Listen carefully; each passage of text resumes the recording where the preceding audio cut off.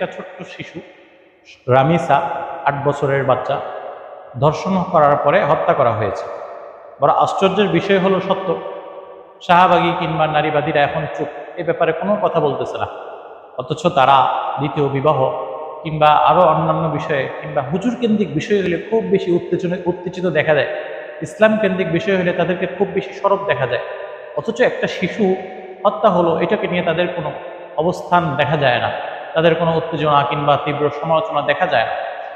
এছাড়া রামিসার বাবা বলল যে এই বিচার ব্যবস্থার মাধ্যমে তাদের বিচার হওয়া সম্ভব না, হত্যাকারীদের বিচার হওয়া সম্ভব না। সত্যিকার অর্থে বাংলাদেশের বিচার ব্যবস্থার যেই পরিমাণ ধ্বজভঙ্গ অবস্থা, এটা দিয়ে আসলে সত্যিকার ন্যায় বিচার বা ন্যায় প্রতিষ্ঠা কখনো পসিবল না। ব্রিটিশ এটা আমাদের জন্য একটা বিস্ফোরা রেখে গেছে। আমাদের সত্যিকার ইনসাফের দিকে ফিরে যেতে চাইলে ইসলামী শাসন ব্যবস্থার বিকল্প নাই। এজন্য সকলকে অনুরোধ করব, বিশেষ